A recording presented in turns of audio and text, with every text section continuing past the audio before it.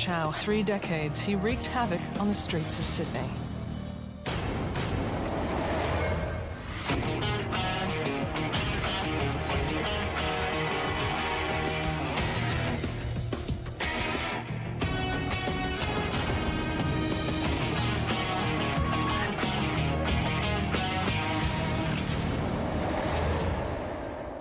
Welcome to Tough Nuts, Australia's hardest criminals.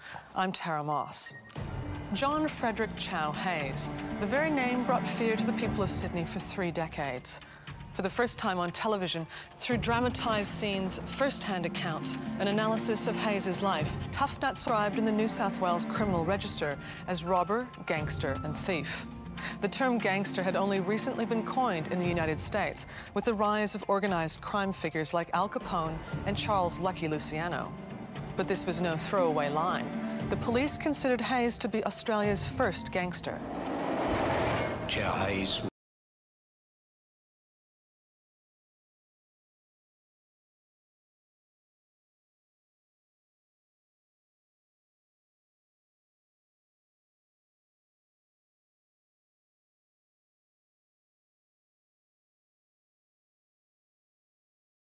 You must be scared of me. I certainly became the most feared gangster in Sydney. Don't know where it came from. Must be the eyes. They say they're the window to the soul, and maybe he didn't have one.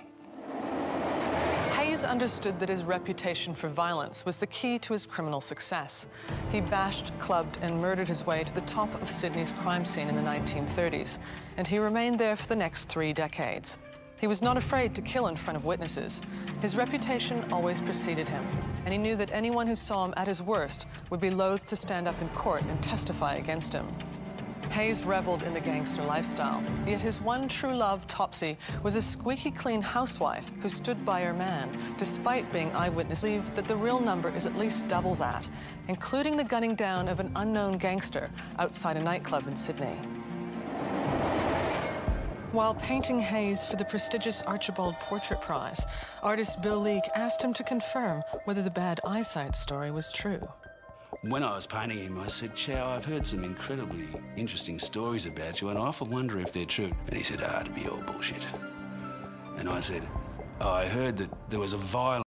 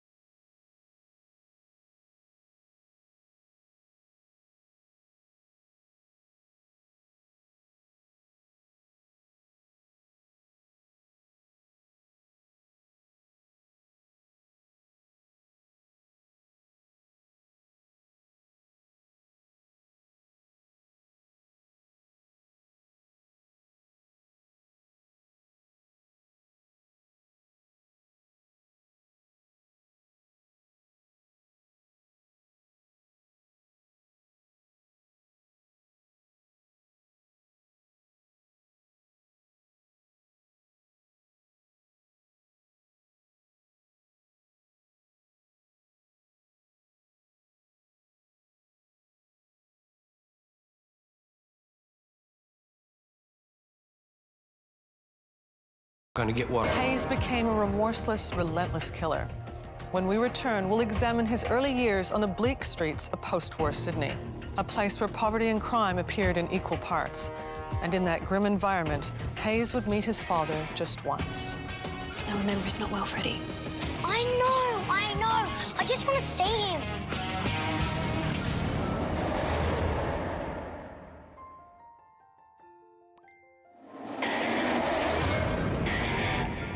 Welcome back to Tough Nuts, Australia's hardest criminals, and the story of Chow Hayes, Australia's first gangster. John Frederick Hayes was born in 1911 in Sydney. He grew up in the inner city suburb. He responded with insults, calling him a dirty Chow, thinking Hayes was of Asian descent. The nickname stuck, and Hayes would be referred to as Chow for the remainder of his life. When Hayes was born, his father worked as a timber cutter in rural New South Wales. Then he went away to fight in World War I. Hence, Hayes grew up without a father figure. When he was 3,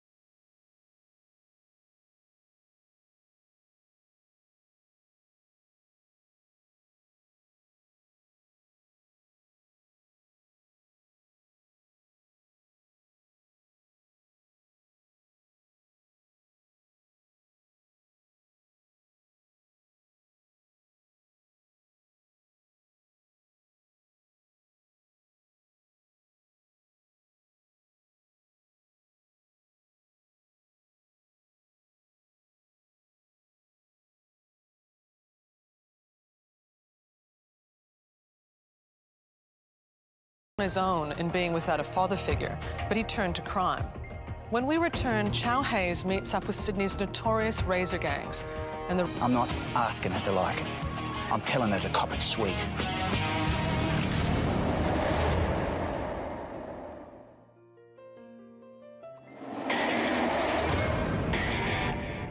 Welcome back to Tough Nuts and Chow Hayes, Australia's first gangster.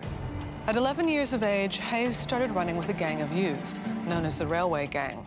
Hayes and his gang of toughs would hang around Sydney's bustling Central Railway Station and prey on new arrivals, bash and rob them. Hayes and his gang became expert thieves and would often shoplift from the department stores of Sydney. Hayes may have been a clever thief, but he was so active that he was always coming to the attention of police. And the boys' home, an institution so grim that Hayes referred to it as a university for criminals.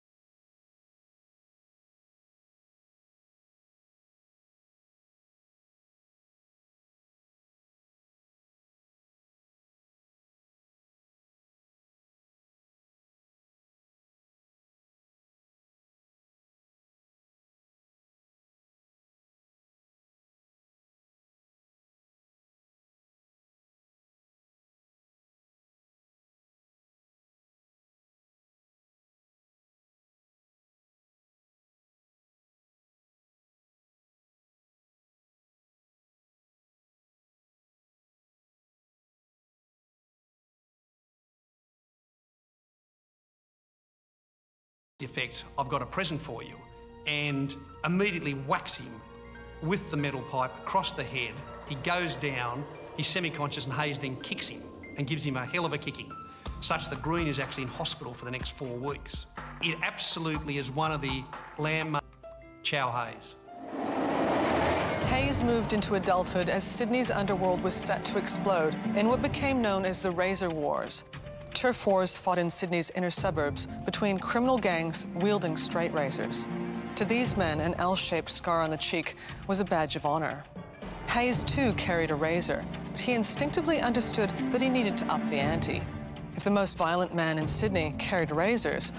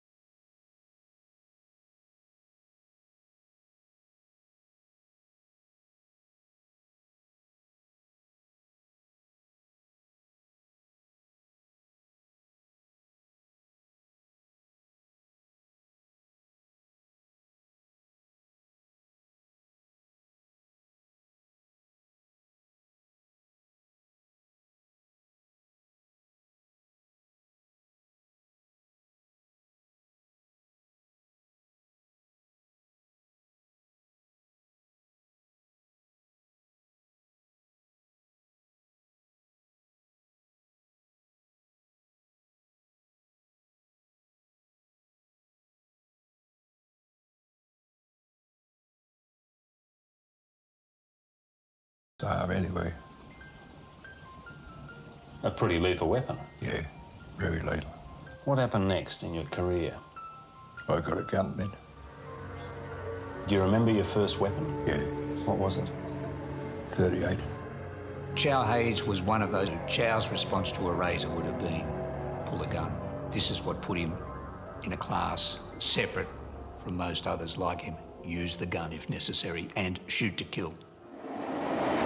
Hayes saw no threat from men wielding razors. He knew his notoriety as the toughest man in Sydney was based on him always being the quickest, cruelest, and most violent. I'll leave you to it. Watch out for Hayes, all right? He's not going to shoot me at the Zig film room, is he? There'll be 300 people there. I'll be sweet.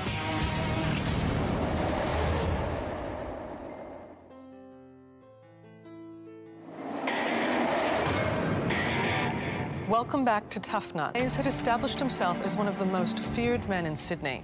He routinely shot and wounded men who stood in his way. He knew he would not survive as a standover man unless he was prepared to go further than the competition. Hayes had a close association with Kate Lee, but that didn't stop him attacking her foot soldiers. In 1936, Chow shot one of Kate Lee's henchmen, Jack Baker. I was at the Lansdowne Hotel and this bloke over there, he'd just come over from Melbourne. Found out later his name was Baker. So he asked me what I was doing there. I said, I'm going to see old Kate, you know her. He said, yeah, I'm reflecting his muscles. What do you want? Oh, I want to give you this present. I shot him 3 times. 3 times in the stomach. Then, in 1945, Hayes murdered Sydney criminal Eddie Wayman, shooting him 5 times as he lay in his bed. Hayes was charged with murder, but acquitted on trial. He was also in and out of prison for other crimes, 6 months here, a year there, but he saw his spells behind bars as an occupational hazard. Within hours of his release, he would be back at his old haunts, extorting money, making threats, handing out beatings, and firing shots off at anyone who challenged him.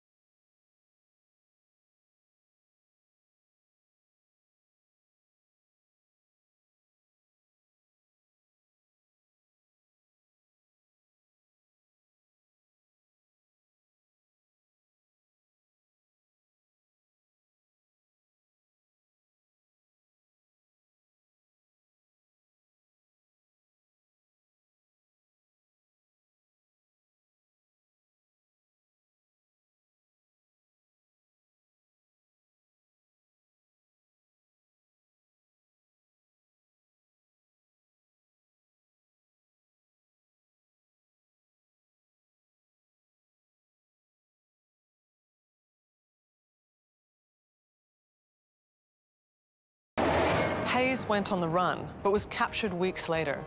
However, not one witness came forward to identify him as the killer. There were 2 mistrials before Hayes finally pleaded guilty, and he did so only because he feared that his wife, Topsy, would be charged with being an accessory to the murder. Hayes was sentenced to hang, but he managed to dodge the hangman's noose when the New South Wales government took capital punishment off the books. However, he spent the next 20 years in prison. When we return, we look at his release and his journey to gaining celebrity status. So what are you going to do with yourself? Maybe I'll write a book about my life. Have you ever written anything before? It's a pretty good start right there. Welcome back to Tough Nuts and Chow Hayes, Australia's first gangster. Despite being sentenced to hang, Hayes' life was spared in 1955, but he would remain behind bars for almost 20 years. Meanwhile, his life on the outside fell apart. His wife, Topsy, who had witnessed him murder Bobby Lee, began to visit less frequently. Hayes had always been proud that his wife was a squarehead, in other words, not part of the criminal set. She had loved her husband, but his long period of incarceration placed great strain on that love. Hayes had a daughter, also named Topsy, and she too was beginning to turn her back on her father. Increasingly, Hayes found himself alone in the world. His friends from the... Psychologist Janet Hall believes even a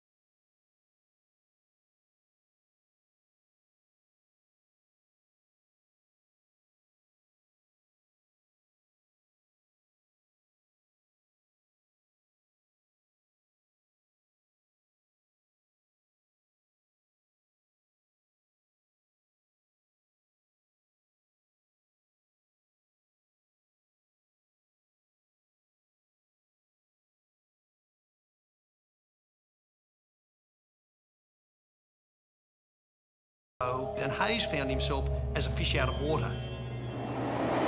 Hayes left jail without any life skills. The only thing he knew was violence and reckoned with. When we return, we look at his final days, cashing in on his notoriety. You think you can find him? Yeah, I can find it. Could you do that? He owes me a few bob.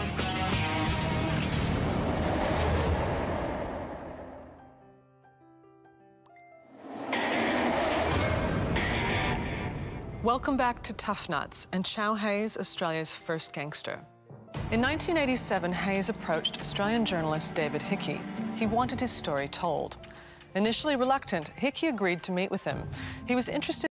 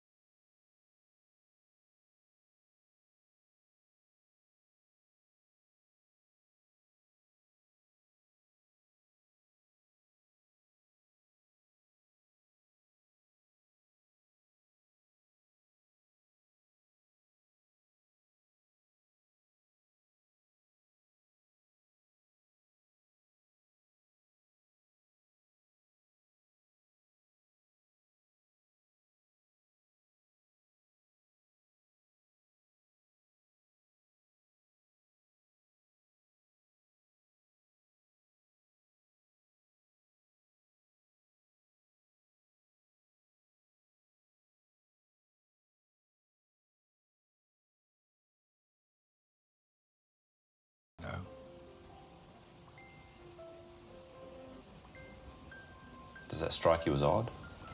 Not really, no. It's either me or them. Those tough days, and we get to go with the tough.